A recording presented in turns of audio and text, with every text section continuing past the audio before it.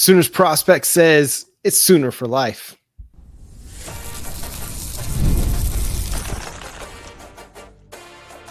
You are Locked On Sooners, your daily podcast on the Oklahoma Sooners. Part of the Locked On Podcast Network, your team every day.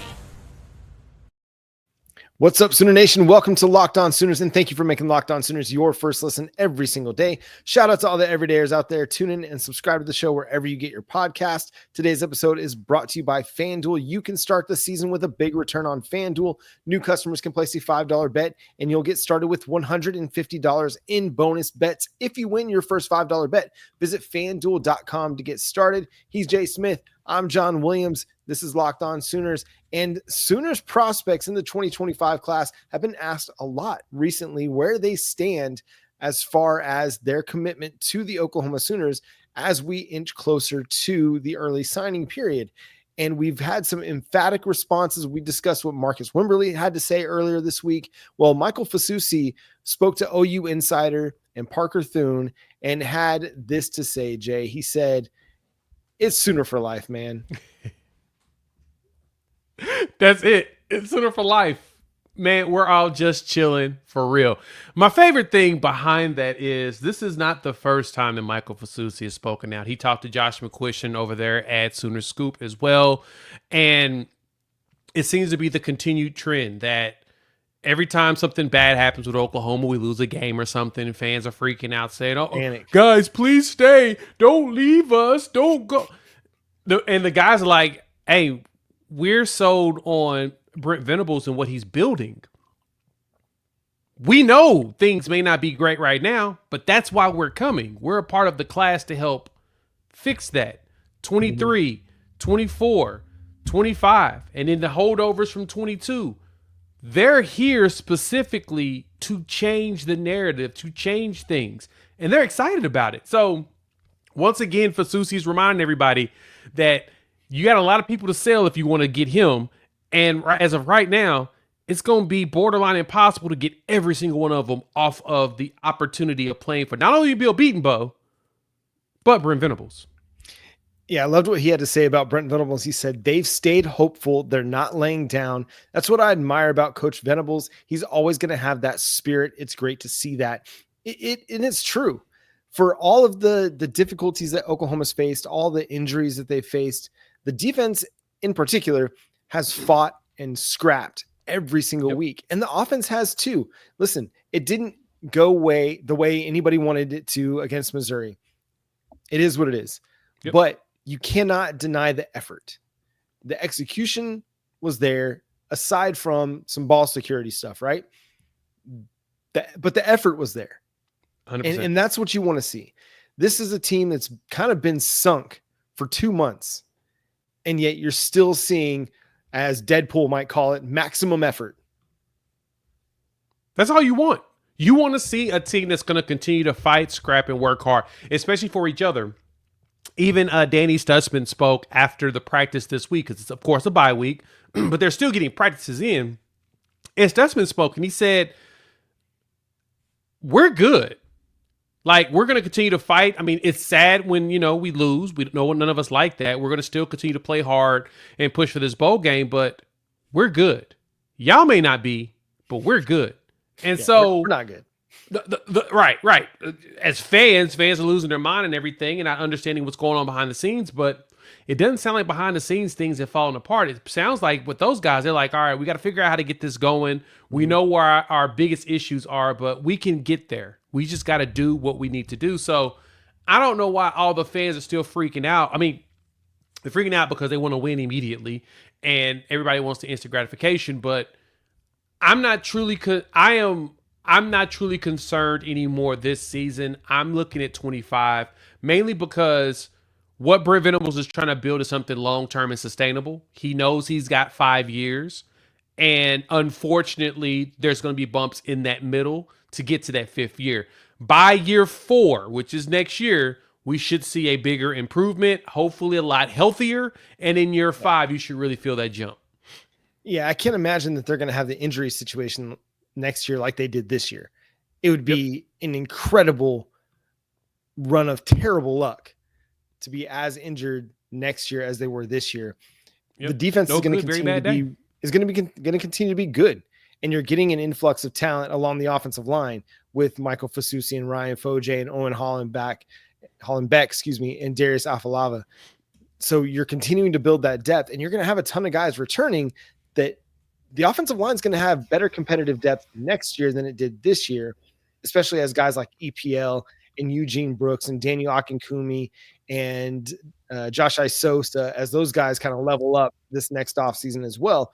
So it's hard to find a whole lot of positives. I get it, especially on the offensive side of the ball, especially because you want to know who the offensive coordinator is going to be, especially because you want to know who the quarterback's going to be. But there's going to be some pretty solid depth on offense. Now it's just keeping everybody healthy. Loved what Ryan Foje had to say in response to Michael Fusi's quotes. He says, "It's a process, and it won't work unless you stick to it. The Sooner magic runs through our blood." And this is the part I think that we're seeing happen before our eyes with guys like Keith Ozida and Logan Howland, right? It's a process, and it won't work unless you stick to it. Development is not a to Z happens in a day situation. Development is the whole Rome wasn't built in a day. And for as good as the defense is, the offense took a huge step back. Let's not forget that this offense was pretty good in the 2 years prior. So I've got a lot of faith that Brent Venables is going to be able to hire a pretty solid or good, maybe great offensive coordinator to get this thing back on track. The good thing for Oklahoma Sooners and Brent Venables is that this is still a premier job. This is a place that people want to go to, and they understand that Brent Venables still has a solid track record when it comes to offensive coordinators getting good jobs, because he technically can just point to Jeff Lebby and say he just got a job at Mississippi State in the SEC. Yep. There's going to be jobs in the SEC open within the next couple of years, and guess what? If you come in here and you do the thing, you'll probably be the one called up for the job, because as always, offensive guys get head coaching jobs a lot more often than defensive guys. It's a rarity to get a guy like a Brent Venables, like a Dan Lanning, like a Kirby Smart that get those jobs as defensive-minded dudes. Most people want the offensive guy because offense is a lot easier to turn around very quickly, and then the defense can come along with it. Lincoln Riley left and went to USC specifically because they got him because he's an offensive mastermind. Sarkisian went to Texas because Texas wanted an offensive dude. They tried defensive guys. It didn't work for them.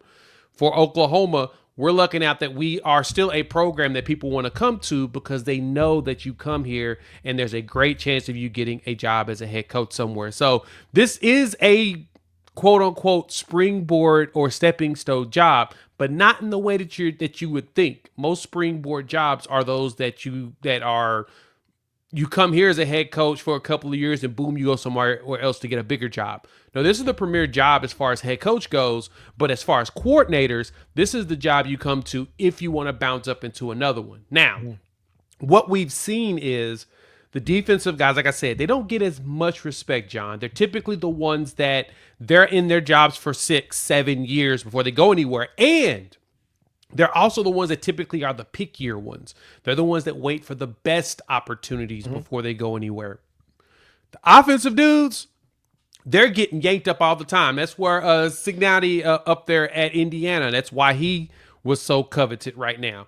Like I said, Dan Lanning's a rarity. That's not a very common thing. So in this whole scenario for Oklahoma, you get the right dude, they're probably going to get themselves a job in a couple of years. And guess what? You're going to do it again. And then you're going to do it again. And if you can keep doing that, guess what? You're in good. Or one of them comes back if they don't make it as a head coach. Might get lucky. I don't know. Just saying. Yeah, the one thing that Brent Venables needs to do and have his offensive coordinator kind of set up is, okay, you're coming to be the offensive coordinator. Who's the guy that's going to take over for you when you leave in 2 years? We need to have a little bit better trajectory on that front, much like we did in the 2000 to 2010. Mike Leach left. Well, you had guys that you could hand the reins to, and you didn't really miss a beat. There were some down years, but not because the offensive coordinators were bad, but maybe because you had an injury at quarterback or you had a suspension at quarterback and things didn't go the way that you'd planned. So Yeah. I am optimistic that they will find the guy. And listen, if you've been watching Locked On Sooners for much of the last 4 years or listening to the show, I'm an optimistic dude. I'm going to have that slant to me. But Oklahoma just creates good offense. For the last 25 years, there has only been a couple of occasions where they've scored 26, 25 points per game, kind of like they're doing this year. It's this year, and it's 2005, Rhett Bomar's first and only year as the starting quarterback for the Oklahoma Sooners. Yeah. So I feel comfortable saying Oklahoma's offense is not going to be this. It's going to be more like 30, 35 points per game on the regular basis moving forward. I agree. One area that has been improved this year, not quite where it needs to be just yet, that's special teams. We'll discuss that coming up next here on Locked On Sooners. This holiday season, now is the time to get some great food options for you. Nothing delivers comfort and joy quite like the unrivaled quality and taste of Omaha Steaks. This year, skip the holiday hustle and bustle and save 50% off gourmet gifts site-wide at omahasteaks.com. Plus, get a $30 reward card when you shop early and score an extra $30 off with our promo code COLLEGE. With 5 generations of experience, they consistently deliver the world's best steak experience, and the gifting experts at Omaha Steaks have made it even easier to deliver the perfect gift with thoughtfully curated gift packages starting at $89.99. From legendary steaks to mouth-watering desserts and more, save 50% off site-wide at omahasteaks.com. Plus, our listeners get an extra $30 off with promo code COLLEGE. And a $30 reward card when you shop early. That's 50% off at omahasteaks.com and an extra $30 off with promo code COLLEGE. Minimum purchase may apply. Fans, it's time to get yourself geared up using Home Field Apparel. They're taking care of you for the 2024 season. They got all the best vintage apparel based out of Indianapolis. And they've also got some cool stuff like the football boxes. And I got this one actually out of my box, which is awesome. The box contains 3 never-before-seen items for your school, vintage gear that you're not going to get anywhere else. It's all curated with new gear all season long. So if you check out their site, they've got even more stuff in there. If you get the Platinum Box, you also get a new hat, a koozie, as well as a Platinum Pass guaranteeing 20% off and early access. No more missing out on home field because it's sold out to your school's football releases throughout the entire season. So you make sure you check them out. I love it. The gear is soft. It's cool. It looks good. And I'll be rocking it at every single game. You can do the same thing too. Check them out over at homefieldapparel.com. Use our code Sooner24 and you'll get 15% off your first purchase. Check them out. Homefieldapparel.com and use our code Sooner24. Get yourself geared up for the rest of the season. Thanks again for listening to Locked On Sooners, tuning in, subscribing to the show wherever you get your podcasts. We're free and available on all podcast platforms and on YouTube, so make sure you hit that subscribe button over there. Special teams has been I would say it's been a win. It's been a plus unit for the Oklahoma Sooners for the most part in 2024. One of the great revelations has been the resurgence of Zach Schmidt, Jay. Yeah.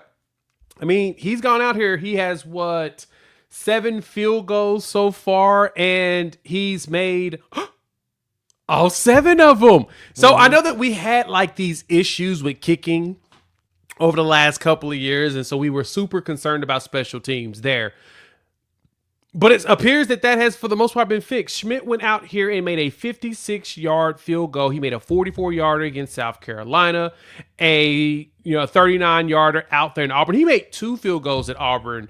One for between 20 and 29, one at 30, 39, 39 yards. So he was 2 for 2 on the road in a hostile environment that everyone keeps telling us is cursed. You can't beat that, right? Yep. You're getting some clutchness out of your special teams. And, of course, El Zinger has been like our MVP just about every single week because dude has been nails when it comes to punting the ball into the perfect spots. I mean, it's kind of weird to talk about our punter being really, really good. But, hey, the Oklahoma Sooners have to use him a lot. So he's been coming through in the clutch, which is all that matters. But, John, when I'm watching him, Tyler Keltner is 12 for 13 on the extra point, 7 for 9 on field goals. It's crazy to see that we have 2 kickers that have made 50-yard field goals this year. Keltner hit a 50-yarder and Schmidt hit a 56-yarder.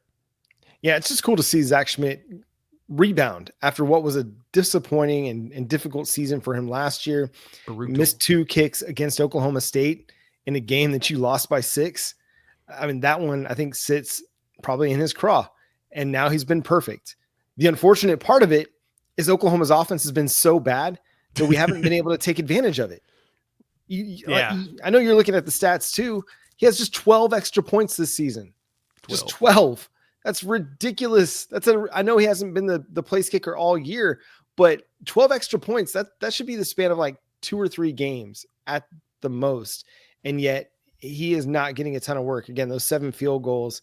I mean, he had 2 extra points attempts at or against Missouri, none against South Carolina, none against Texas. He had 2 extra point attempts against Mississippi. So, I mean, he's having a great year. I just wish we could use him more. I wish we could get into kicking territory more, but we just haven't been able to do that. But to the special teams credit, like Luke Elzinga has done a great job. I mean, since taking over in the middle of last season, he's been your punter. There's been no question about who's your punter, and he's been an effective piece. I know some people talk about it as an offensive weapon, but I mean, he really helps the defense out by putting other teams in bad situations, in bad field position. And that's why there was so much angst, I guess, over Oklahoma going for it on 4th and 1 last week against Missouri. When you have a weapon like Luke Elzinga that can pin a team deep and make them drive 85, 90 yards for a touchdown, that's a weapon. And then the fact that you were able to now rely upon your kicking game, it's fantastic. Again, I just wish it was in a season in which Oklahoma was more competitive, because special teams can make such a big difference when those games are so tight. We just haven't had the offense to really take advantage of that. Oklahoma got out to a 9-3 lead on the leg of Zach Schmidt and on the leg of Luke Elzinga playing the field position game. It just, again, couldn't hang on to it. And I understood why they went for it. I mean, there's a little of aggression that came from the reason why they did it. But at the same time, you're right. Mizzou's not moving the ball. Right. Take advantage of the guy that's out there. He's going to pin them. He could have pinned them down inside the 5, and your defense could have went out there and really made it hell for them. That's what you need to do. This Brent Venables defense has shown us that they can. They bend very well, and unfortunately, in some games, they do end up breaking in the end in some moments, but they have bended very well throughout the season and have really done a good job of stopping teams from scoring at points that they shouldn't score. We should have leveraged Elzinger on that 4th down, because I think if he would have punted on that 4th down, Missouri would not have scored, because that was the one where they end up driving like short yardage and they ended up getting that touchdown, the first touchdown. That would have eliminated that. You eliminate that, game stays tied even with the unfortunate circumstances. But no, I really want to praise them, because I mean, Tyler Keltner, he kicked the first 5 games and he had just as many extra points as Schmidt, 12, but he was 12 for 13. He actually missed one, and that was the one he missed against Tennessee, which is still such a weird game, just a weird one. But unfortunately, both of them, if I'm correct, will be gone next season, so we'll be right there. But we got Liam. Liam is 1 for 1. So we've got the heir apparent 5-star. Yeah, we got the Coles 5-star, so we've got the heir apparent that we have to worry about, and he'll be leading the way going into. Well, he's 1 for 1 on extra points. He hasn't actually kicked a field goal yet, but he'll be leading us the way into next season. And so I'm not really that stressed about what's going forward, but I'm glad to see that our special teams has improved. Now, on the kicking side, the one thing we do need to work on, which I think Duncan is going to be working on, is catching the darn ball and not missing it, because we seem to just miss where the ball is. It's like we lose the ball in the lights somehow, and I don't get that. Like, we're the only ones that do it. Other teams aren't muffing it like we are. We're muffing it like crazy. I expect that to be rectified this spring, to where next season we ain't thinking about it like no more. Yeah, and I'd like to give them maybe the wind benefit of the doubt, because Oklahoma winds are crazy, and inside that stadium it can get a little weird, but everybody has to deal with it. Yes, nobody else. And nobody is struggling with it near like Oklahoma is. So exactly why we can't have a punt returner that is capable of just fielding the kicks. Shoot, put Taylor Tatum back there, your future center fielder for Oklahoma baseball. You think he's going to have a hard time tracking the ball in the air? I hope not. I know Skip Johnson hopes not. Got a few baseball players you could do that with, but why can't we have nice things, John? Why can't we have nice things? But hey, listen, special teams is improving. Now that's the next step, is getting something positive and productive out of your return game, because it can't be just neutral for you if you expect to win big games. And it certainly cannot be a net negative for you. No. If you expect to win big games. The first score that Missouri got this past weekend was on a muffed kick. We saw it last year with Gavin Freeman, just the struggles that he had, taking the punt. So got to figure out how to get that better. Doug Deacon, that'll be your number one priority this offseason, in addition to making sure Oklahoma's punting game doesn't miss a beat as Luke Elzingo goes off to the NFL, because he will be punting in the NFL next year and years and for years in the future. Another guy that might be playing in the NFL, he might be a freshman All-American this year. He's kind of taken the Oklahoma Sooners by storm. We'll discuss him coming up next here on Locked On Sooners. Get ready to tackle NFL action with FanDuel, America's #1 sportsbook, because right now new customers can bet $5 and get $150 in bonus bets. That's if you win and hit your bet. So like right now, you got a lot of college stuff out there. I think one to really look at, Colorado minus 11.5 against Utah. Those buffs have been surging, so there's someone to keep an eye on. Or if you feel like you feel a little froggy, Arkansas is a 12.5 point dog against Texas at home. Maybe they can pull the upset. Maybe Sam Pittman can save his job. I don't know. But with the FanDuel Sportsbook app, it gives you everything you need to place live bets on college and the NFL all in one place. So if you got that hunch in the middle of the game, or you want to check out some live stats, you can see all of that in the same place you do your bets. So visit FanDuel.com to join today. You'll start with $150 in bonus bets if you win your first $5 bet. So you put those $5 in there, put your bet in, you hit it, you get $150 in bonus bets. So that's FanDuel.com. Never waste a hunch and make every moment more with FanDuel, an official sportsbook partner of the NFL. Again, thanks for making Locked On Sooners your first listen every single day. Shout out to all the everydayers out there. Make sure you follow Jay at Unfair Sports. Go check out his channel, Unfair Sports, on YouTube. You can follow me at John9Williams and check out my work over at SoonersWire.com. Jay, we've talked about Jaden Jackson and the performance that he's had as a freshman and how he could potentially be a freshman All-American. But there's another guy that could end up being on some of these freshman All-American lists, Jay. Eli Bowen. He has been one of the higher graded freshmen on PFF all season long since he played. And the fewest yards allowed in coverage this season, PFF put out a list. 6 guys. There are 3 of them in the SEC, and one of them is Eli Bowen. How many yards do you think he's given up this year? Best guess. Tell the people. People, he's given up 84 yards all season. And he's played, over a couple hundred snaps. So he's been basically your starting corner, while at the same time out there not giving up very many yards. Now, he's not perfect, not a single one. That's why it's 84 on there.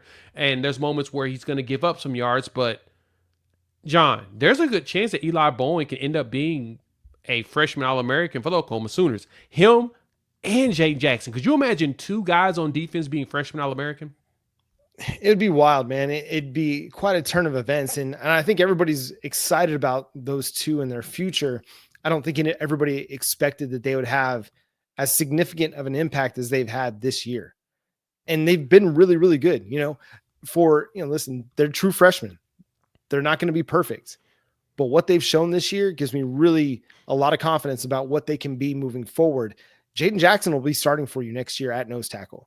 Eli Bowen will be starting for you at one of your cornerback spots. Now, who's the other corner? That's a lot going to depend on Gentry Williams' health. It's going to depend on Jacoby Johnson's development, Makari Vickers, Jeremiah Newcomb, Malik Hawkins, what Malik Hawkins does, if he does stay, in fact, committed to Oklahoma and signing with Oklahoma.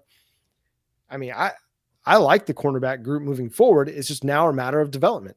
Yeah. No, I 100% agree, and that's what we need to see. But yeah, Jaden Jackson's got 297 snaps, and Eli's got 337. He's got one of the highest amount of snaps for the. Actually, I think he is the second highest. He is the second highest in snaps behind Kenai Walker as far as snaps this season, and Kenai's at 418. Eli's been up there with a grade of 81 80 on the run, 80 on the coverage. Oh yeah, he's going to be a freshman All-American. A lot of people's going to vote him for it because not only does he do a really good job of tackling and sniffing out like screen passes and stuff, he does a good job in coverage. He stays with his man. What I need to get out of him more now is turnovers. I need to get him to get me a few more interceptions here or there. He breaks up passes, but I need some INTs. That way we can, really give him more respect. Even at his size, he can do it. So I'm excited to see what he's going to do next year. Him, Kip, right? You'll still have R. Mason Thomas. I don't know about what Robert Spears-Jennings is going to do, but there's a good chance he'll be back unless he gets a really good grade. But you get Robert Spears-Jennings with Peyton Bowen out there, and then you can start using your young safeties in the Reggie Powers and the Michael Boganowskis, as well as Jaden Hardy. You'll start to see all of those dudes rotating in a lot. And then Kendall Dobie should be back at the cheetah role. Deshaun. Yep, Deshaun McCullough will be back out there at linebacker with Kip and Kobe McKenzie. You've got a strong group of players that are still very, very young. That's still young enough for them to be good, because all the rest of them will start being your redshirt sophomores and redshirt juniors going forward, or juniors and seniors. Right? Kanik should be a senior next year because he's played in every game since he's been here. So he'll be technically a senior next year. And so, yeah, you're going to have a very veteran defense, and it's going to be full of players that Brent Venables wanted and needed in order to be able to build this defense. And Zach Alley's taking advantage of it. Yeah, you've got to have some young guys that you can build around. And I think they're on their way. I mean, Kobe McKenzie, you potentially have 2 more years of him. He redshirted as a freshman. Yep. So you've got guys that you can build around, that you have a nice core of players. Now it's time for the offense to kind of catch up. And if we're going to play a little look ahead game here, Jay, are there players in the 2025 class that you think could come in and become freshman All-American for Oklahoma next year? On the defensive side of the ball, man.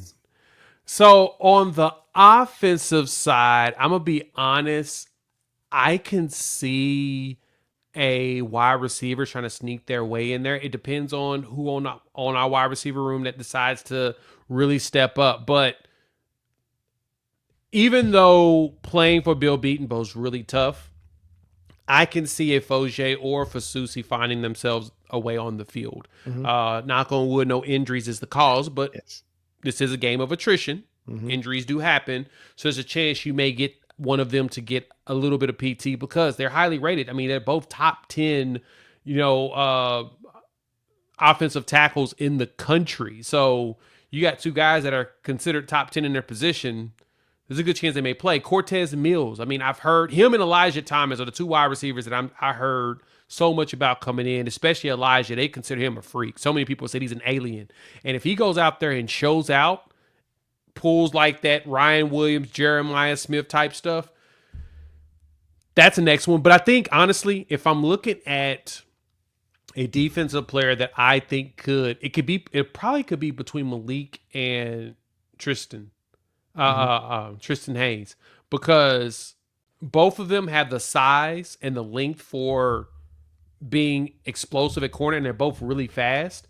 And I got to see if Seatbelt's going to step up and take the spot, right? If he doesn't, if Jacoby doesn't, they decide that they end up just being guys that rotate in the nickel. If Jeremiah Newcomb doesn't take the spot, yeah, there's a good chance that one of those freshmen could be the next Eli Bowen next year.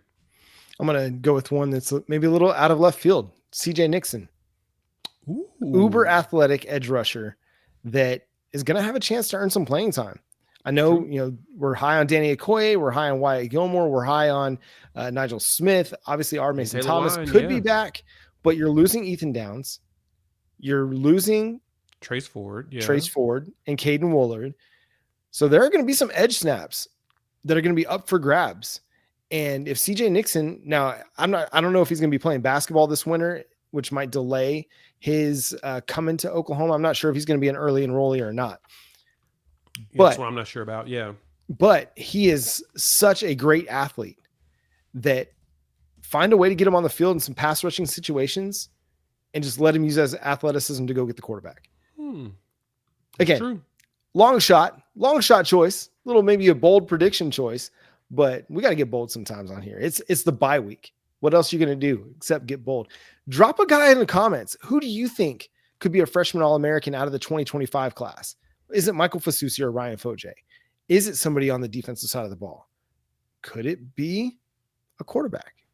Could it be a Torrey Blaylock who is just running dudes over and running away from dudes? Oh, he's going to be so good. There's a lot of really intriguing options.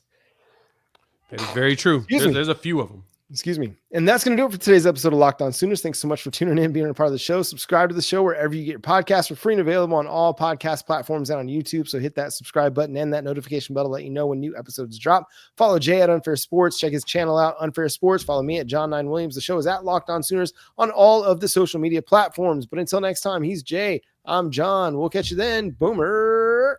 Sooner.